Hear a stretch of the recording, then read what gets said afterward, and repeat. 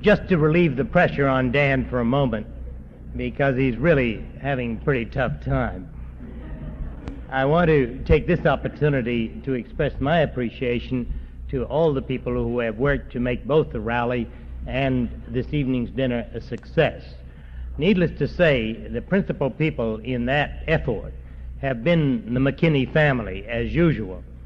They are not all here, unfortunately.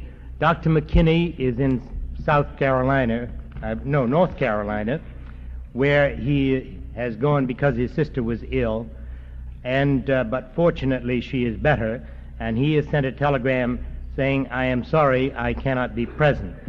I sincerely hope there will be a miracle there, as there was for my sister here. Her condition has changed for the better. And then one other member of the family who was not able to help us this year, but who has been invaluable in previous years, is Betty. And Betty, as some of you may know, is now with the USO in Vietnam. She has been in Saigon for some time, but recently moved to Long Binh. But today, quite remarkable timing, a letter arrived here at the hotel addressed to me saying, "Dear Colonel Bunker, I am certain that this will be the very best New England rally that has ever been held for God, family, and country. I am sorry I cannot be there this year, for I certainly will be there next year. Tell everyone to be sure and attend the dinner honoring Dan Smoot, because he is a wonderful person. Best regards." Then I don't know where they're all scattered. Anna is usually hiding somewhere to avoid being noticed, but here she is over here.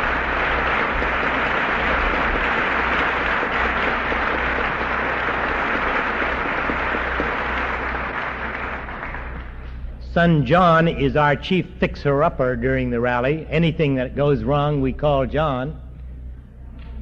He's way up in the balcony.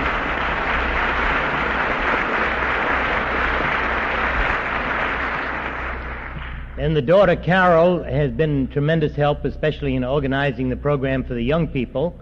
And she is over here.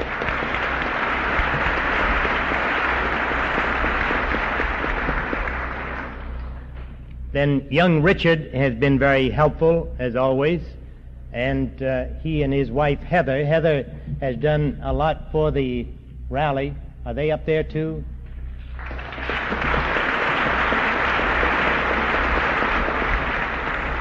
And John's wife is up there, Jean, who has been a tremendous help. And somewhere around should be Harold, who is always useful, too. Do we find Harold?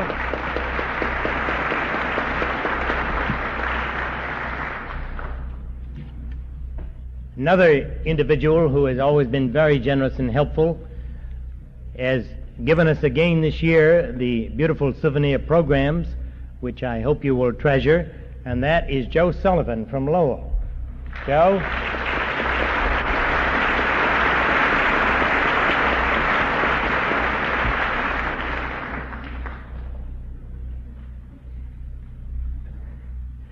The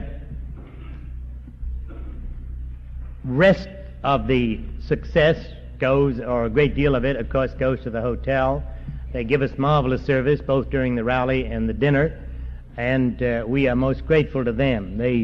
There was a good deal of hesitation the first time we had a rally here because some of our friends in the Boston area had told the staff for several days that we were a communist organization and they better arrange not to be here over the weekend. And but as time went on, they realized how accurate Mr. Hall was, as usual, and now they receive us with open arms. I think I see Harold scooting along over there.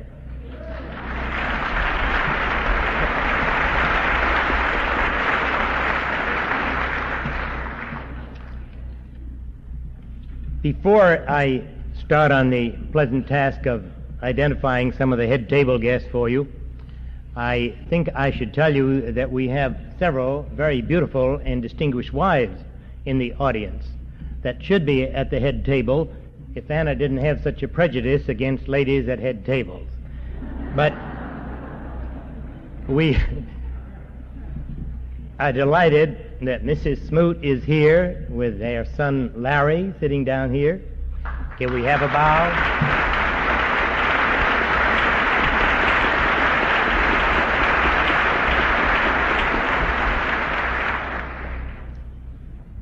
At the same table, we have the beautiful Mrs. Mannion.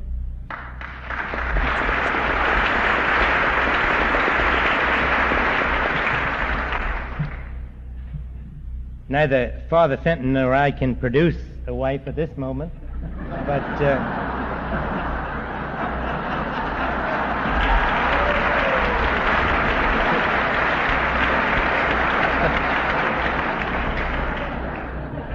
and unfortunately, two of our distinguished guests have come away and left theirs, I think, inadvertently at home.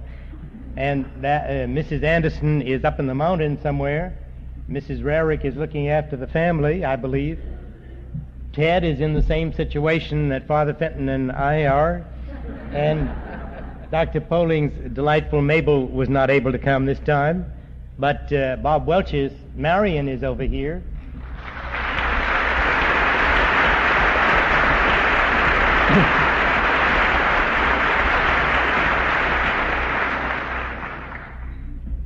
And I would be faced with a real problem if I tried to follow protocol and go down the list of other distinguished guests who are here.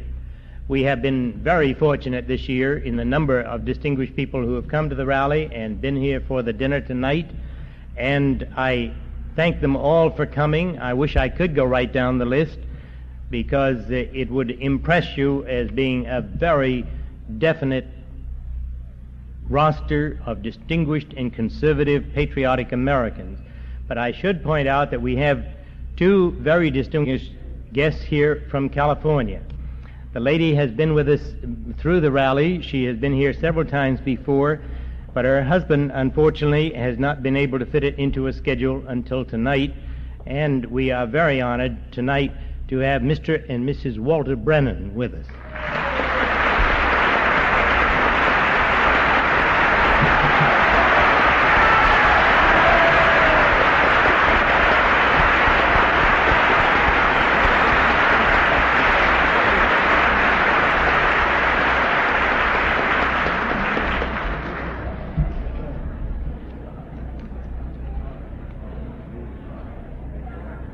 Now, Dan, the tension having been a little bit relaxed, I want to present to you a couple of souvenirs to take back to Dallas so that you won't forget tonight.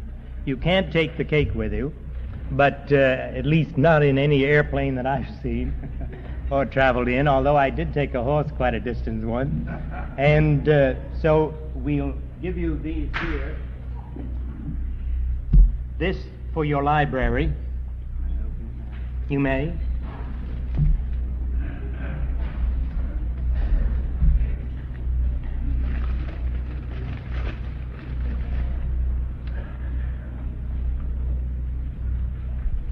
It's autographed.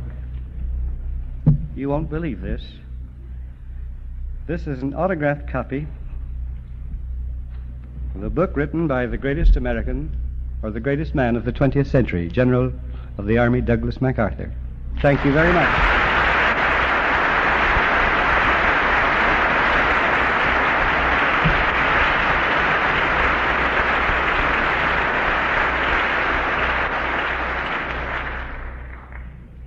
And this, Dan, I won't undertake to tell you where to put it because I expect that your wife may have some ideas on that. But in any event, we hope that it will serve you faithfully for some time to come.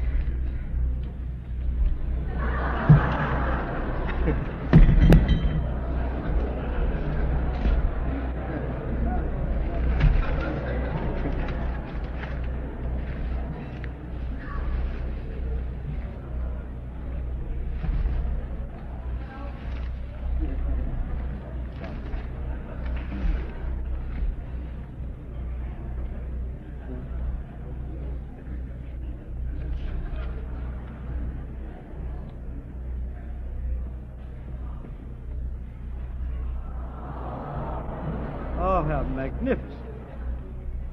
Can you see this?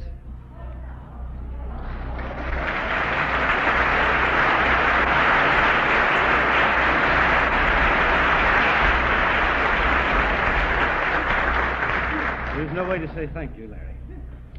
And before he gets to Dallas, we will have a little plaque put on the back of it telling just where it came from.